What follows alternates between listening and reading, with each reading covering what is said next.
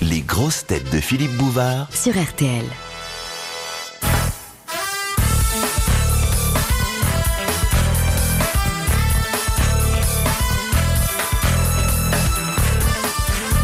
Bonjour, voici les grosses têtes. Et les grosses têtes, vous le savez, c'est avant tout une famille. Aujourd'hui, à la table familiale, la tante Ménie Grégoire. Bravo! Merci d'être venu. Le cousin Roger Pierre. Le tonton Olivier de Kersauzon. Maman, il est là. Et le père, celui qui tout à l'heure va prononcer le bénédicité et partager le pain et servir à boire. Notre père à tous, Jacques Martin. Oh.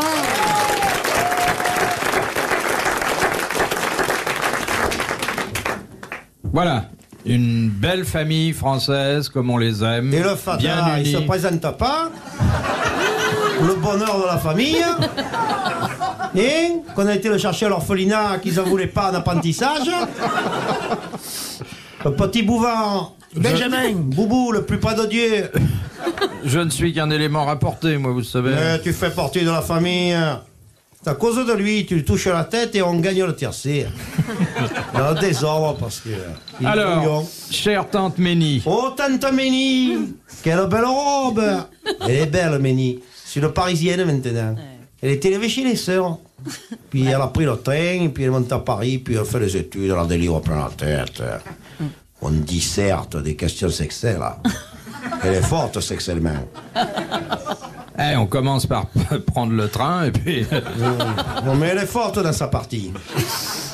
À force de s'occuper des nôtres. Puis il y a mon Olivier. Mon Olivier qui a repris le bateau de famille. Parce que j'ai arrêté la pêche. Et puis lui, maintenant, il navigue. Il fait le tour du monde. Ouais, on fait toujours naviguer dans une famille celui qui a la rame. Dis, oh! Mon Olivier, il écoute pas, il dit n'importe quoi. Je vais pas me laisser dire des conneries avec le Rasmot. Non, laisse-le, voilà. Celui qui serre à la main les fourmis toute la journée.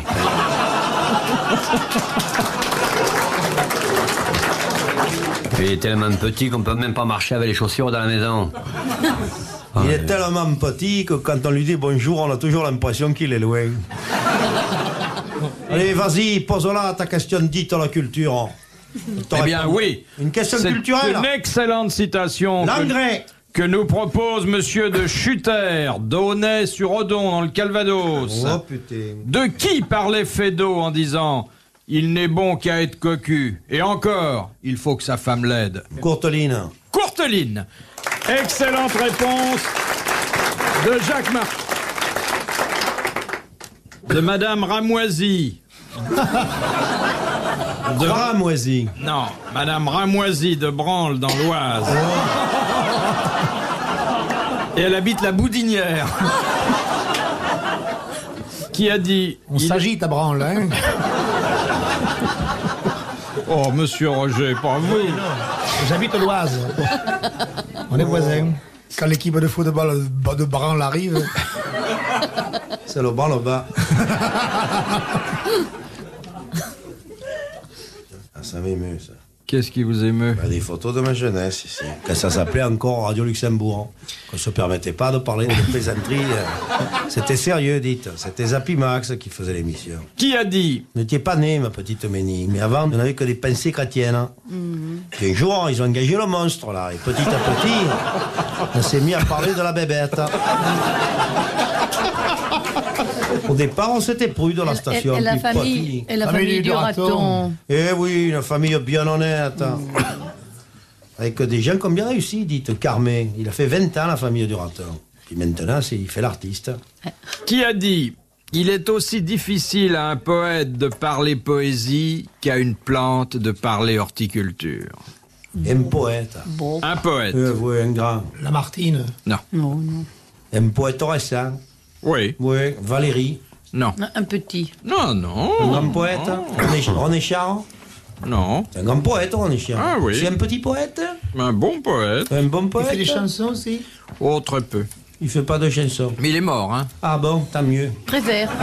Je m'inquiétais pour lui. Prévert, non. Il était paysan?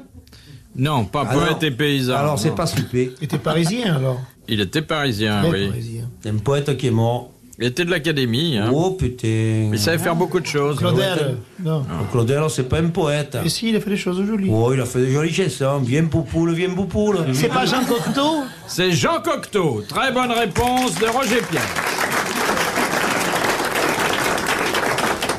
Qui disait j'ai une santé de fil de fer. De Monsieur Cornet, de Vavre, en Belgique. Il n'y aurait pas de frites. Tu c'est pas monsieur Cornet de frites à Belgique. Ça m'étonne, ça. Je connais un cornet de frites à Belgique. Mais à Hermenonville, il y a un monsieur Le Cornet, il a un petit camion, il y a marqué Monsieur Le Cornet, frites. Faut le faire, ça. Quel est l'animal qui, attaqué par un parasite nommé saculine... Sa culotte. C'est le contribuable français qui est attaqué par les parasites. Qu'il lui reste rien pour vivre. Alors, cet animal est donc attaqué par un parasite qu'on nomme saculine. Et à ce moment-là, il passe du sexe masculin au sexe féminin. Oh là là là là. C'est un mammifère? C'est fabuleux, non? C'est batracien, non? Non, mais... Non, je le sais, c'est la méduse. Non. Ah non, non. C'est pas la méduse? Non, non, C'est pas un poisson. non. C'est pas un coquillage. C'est pas loin. C'est un Une étoile de mer. Non, non, Un non. reptile. Non. C'est dans la mer. La pieuvre. Et tantôt dans la mer, tantôt sur le sable. L'huître. Mais c'est un amphibie. Oui. Il est à Oui, voir mais les ça, rappeurs. il n'est pas connu comme tel. Ça Un peut- crabe? C'est un crabe. Très bonne réponse de Jacques Martin. De Monsieur Despicé de Calais. Laissez-le. Mais non, c'est Des, c'est pas Les. Ah oui. Rue des Fontinettes à Calais. Qu'était le subligaculum sous l'Antiquité? Un juge. Non, Un établissement. non. C'est en dessous de quelque chose, sub. C'était en dessous, oui, c'était en dessous. L'homme, Les je coulisses. sais pas ce que c'est. Les égoutiers. Ah, mais c'est le souffleur. Ah non, c'est pas C'est le dans l'habillement? Dans C'est l'habillement. le slip? Le slip. C'est le caleçon que portaient les Romains. Très bonne réponse d'Olivier de Kersauzon. Vous aviez le subligaculum court et le subligaculum long. Un manche long, Il y a dit aussi le Bermuda. damar pour être chaud. Le bermudum, vous aviez. Bermudum. Le caleçonnet et le slipum. Vous aviez Non. le slipum bidonum avec du coton à l'intérieur. Non, mais ça, c'est une légende, cette histoire de slip rempli de coton. Tiens.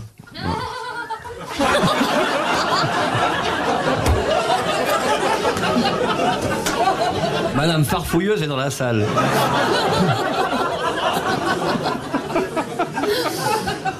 Elle est charmante. Il faut expliquer à Ménie Grégoire ce que c'est que ça. Eh bien, vous connaissez l'histoire du ténor au Châtelet. Il y a un ténor qui a décelé devant Maurice Lehmann pour le rôle et il rentre avec un collant où manifestement il en avait un peu rajouté. Il y avait 250 grammes de coton bien ébouriffé et Lehmann lui dit vous ne trouvez pas que c'est beaucoup quand même? Et le ténor fait mais il faut me comprendre, monsieur le directeur, c'est notre gorge à nous.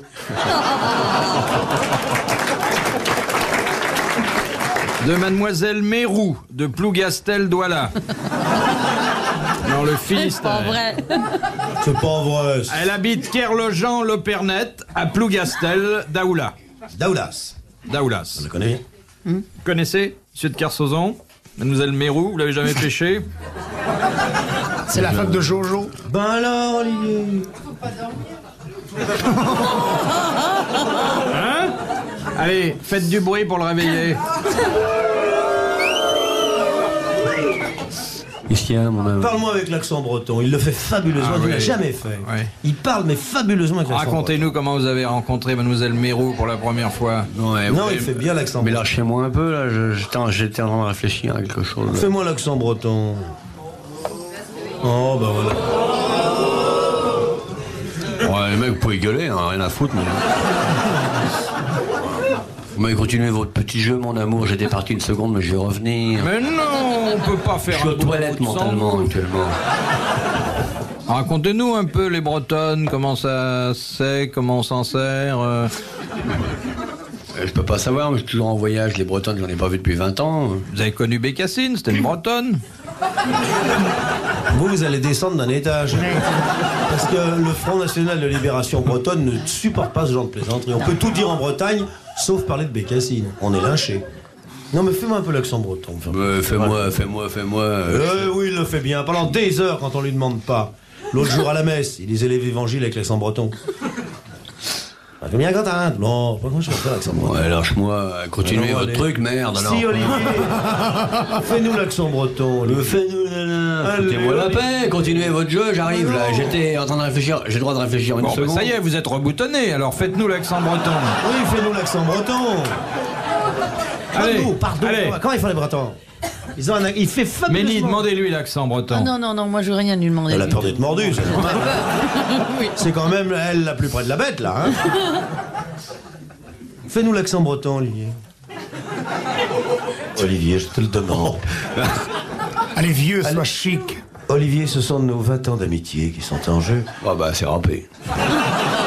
Olivier, je te demande pas de me rendre l'argent que je t'ai prêté, mais fais-moi l'accent breton.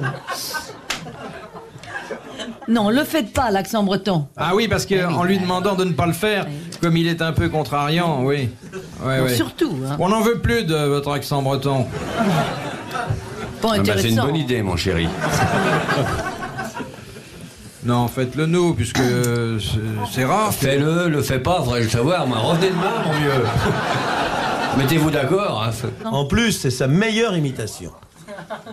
Un petit bout, quoi. Tu peux. 2-3 minutes, pas plus. Un petit bout, il y a personne de votre taille en Bretagne. Tout de suite, la plaisanterie. Fasciste. On ne faut pas attaquer physiquement les gens. Sur leurs défauts, sur leurs tares. C'est ça, ben les infirmités pendant que vous y êtes. Pas de sa faute s'il est petit. Il aurait été en Bretagne, il aurait poussé avec la pluie. Et il a vu le jour dans une saison très sèche, hein. En plein désert. Dire que si j'avais été près de Kersozon, j'aurais été arrosé, hein. Bon, Bon, allez, restons cool. tout ça est parti de Plougastel d'Aoulas et de Mademoiselle Mérou. Ma petite puce. Couvert de boutons. Entièrement nourri à la conserve. Et c'est ce qu'il y a de plus dur dans le métier de navigateur. C'est de se taper les boîtes, surtout quand on n'a pas le temps de les ouvrir. Que devez-vous faire demande Mademoiselle Mérou. Rien. Mais si. Quand vous vous êtes coupé un doigt, une main ou un bras. Un garrot. Un Marie-France garrot. Quand tu te coupes un membre du gouvernement, vite tu te fais un Marie-France garrot. On se suce la blessure.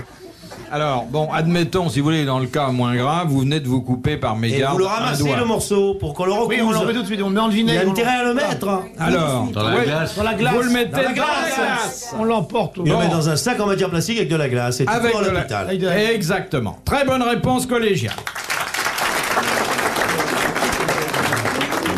Il faut d'ailleurs savoir que un membre... Je t'emmerde pas, je te demande de me faire l'accent breton parce que tu me fais rire quand tu fais. C'est rare les gens qui imitent bien les sauvages. Très rare.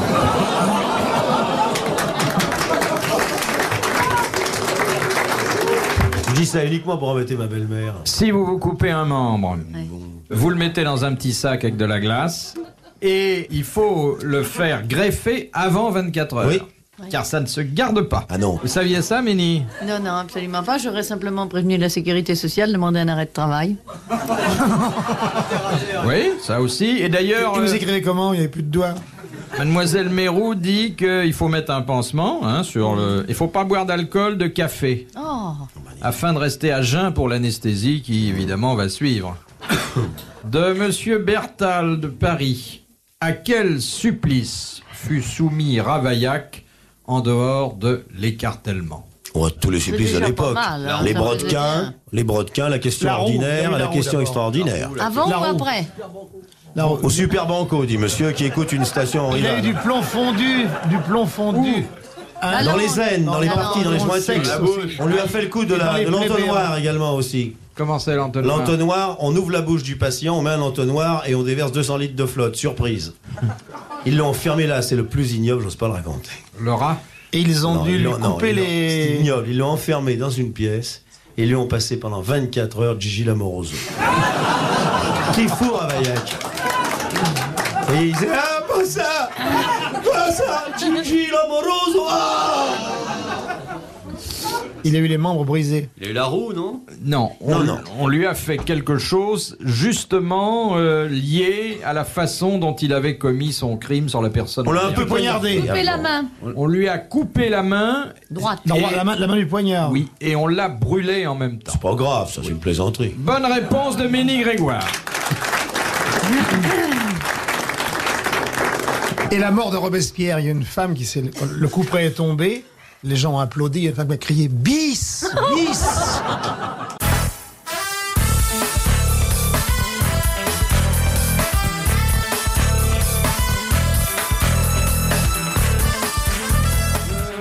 Madame Raison-Roi d'Orchamps dans le Jura. Que fit Jeanne d'Arc dans le cimetière de Saint-Ouen? Elle a ramassé les os pour son chien. Saint-Ouen près de Saint-Denis, Oui, je suppose, à moins que ce soit... Saint-Ouen. Oui, non, ça doit Il y en être a par là. plusieurs. Oui. Elle avait, je crois. Elle a fait quelque chose que les manuels d'histoire rapportent et qui constitue une espèce de tournant dans sa Oh, c'est carrière. très intéressant. Elle a prié. Non, bah non, c'est pas... c'est- je veux dire, Elle a c'est- été sur une tombe célèbre. Non, C'est pas Elle a fait du bien à quelqu'un? Ah ouais, c'est on dit vachement que non. On dit qu'elle est morte vierge. Oui, mais enfin, est-ce qu'elle a... Ah, vous parlez sur un Oui, oui, autre plan. financièrement, oui. par exemple. Financièrement. Non? Elle a rencontré quelqu'un en secret. Oui. Le Et roi. alors, qu'est-ce qui s'attendait? Le roi, elle l'avait déjà elle a l'habitude rencontré. des rencontres. Alors, qu'est-ce qui s'est passé? Qui était-ce? Un ennemi, Oui. Et qu'est-ce qu'ils ont fait tous les deux? un Anglais. Oui. Ah, ils ont fait un anglais. Vous savez que Jeanne d'Arc, hein, il fallait pas lui en promettre, hein, finalement. Non. Ah. Non, Jeanne d'Arc est morte vierge. Nous en sommes certains. Bon, en tout cas, s'il avait fait quelque chose avec l'armure, ça serait entendu. Hein, parce que Elle a dit quelque chose, elle a fait quelque chose. elle a dit quelque chose, elle a fait quelque chose qui montrait son désarroi, parce qu'elle était pas bien ce jour-là. Hein. Ah, et là, je le sais. Oui. C'était au cimetière de Saint-Ouen. Elle était très désemparée. Elle a voulu se suicider. Elle doutait de sa mission. Oui. Elle était un peu, enfin on dirait aujourd'hui, un peu paumée, quoi. Et c'est Ah, normal, oui, une oui, petite Lorraine, un peu triste. Est-ce vraiment la situation d'une femme d'être une affate, même à la tête de l'armée française? Elle avait un doute d'elle-même. Alors, elle est désespérée, elle arrive au cimetière, il est 20h30, le jour tombe lentement sur Paris. Mélancolique, elle est là, assise sur un banc, près de la tombe de Lamartine, et un clochard est là. C'est un clochard ordinaire, un clochard sympathique, qui n'a pas grand-chose dans la vie, mais ce clochard a un transistor. Alors, brusquement, à travers cette petite boîte magique pour l'époque, elle entend des voix. Et c'est la voix de Sainte Ménie-Grégoire. Sainte Ménie-Grégoire, consolatrice des désespérés, est en train, justement, de répondre à des gens désespérés. Alors que fait Jeanne d'Arc? Eh bien, elle offre un jeton au clochard qui lui donne le sien en échange. Elle se précipite vers une cabine publique de téléphone et elle appelle Ménie-Grégoire. Et Ménie-Grégoire lui dit non, va fille de Dieu, va, tes voix ne t'ont pas trompé. Et c'est ainsi que grâce à Ménie-Grégoire, Elle a été- Orléans sera délivrée. Elle a été brûlée. Et elle aura la fin que nous connaissons. Mesdames et messieurs, bonsoir, à vous les studios. Elle a voulu renoncer. Parce qu'elle appelle Ménie-Grégoire, elle lui fait « J'ai 20 ans, Ménie. Elle a Je suis proposé la désirable, paix. j'ai une poitrine qui pousse, Ménie. Et les hommes ne s'intéressent pas à moi. Pourquoi? J'en ai marre de rester vierge. » Et Ménie lui dit « Avez-vous trouvé un compagnon? »« Oui, j'ai 2 compagnons d'armes. Ne vous ont-ils pas, car elle parlait admirablement, parfois pince-toi la fesse le soir à la vessier? » Elle avait Ou un tripote. cœur croisé de plétex. C'est Ménie qui lui dit portez cœur croisé de plétex sur votre armure. Voilà la véritable histoire Elle de est Jeanne allée d'Arc. proposer la paix. Non. Est-ce que vous estoire Elle s'est suicidée, tripotage? Monsieur non de Kersozon, qui avait un ancêtre qui était le compagnon de Jeanne, Oui. Gilles connaît de la Ré. vérité. La voici. Mesdames et messieurs, un témoin. Un seul la connaît. C'est Gaëtan Gontran de Kersozon. Gaëtan Gontran de Kersozon, dit l'ouvre-boîte, dit coule toujours, était vice-amiral de la flotte à l'époque de Jeanne d'Arc. Il a C'est été... l'époque où les Kersozons s'occupaient de la flotte. Ça a beaucoup changé. Qu'est-ce qu'il dit, Gontran de Kersozon? Il voit Jeanne. Qu'est-ce qu'il lui dit à Jeanne? Il parle en franglais. Qu'est-ce qu'il lui dit à Jeanne? Et avec l'accent, je crois. Puis vous qui dites une pucelle. D'abord, il sait pas qu'elle est pucelle. Parce qu'on sent pas ça, nous. Puis il faut bien commencer. Il est dans le cimetière, il est 8h30, un crissement de pneus, une voiture s'arrête, Gontran sort, il claque la portière, mais pas d'argent dans le parc-mètre parce que c'est pas la peine, 8h est passé, les contractuels de Duc d'Aulnois sont passés auparavant. Il entre dans le cimetière, la grille grince légèrement, au haut là-bas un feu follet, près de la tombe de Ravaillac, il passe près de la tombe de Bouvard, voilà. Oui. Eh bien, en dépit de la prolongation que nous avons jouée à ma demande... Et alors, c'est alors qu'apparaît dans le cimetière un bon vieillard. C'était Saint-Martin le Cachou. Il s'amène près de la petite Jeanne d'Arc, il fait alors toute seule, ma petite fille. Mais viens t'asseoir sur le bon Saint-Martin, on va jouer à la glissade savoyarde.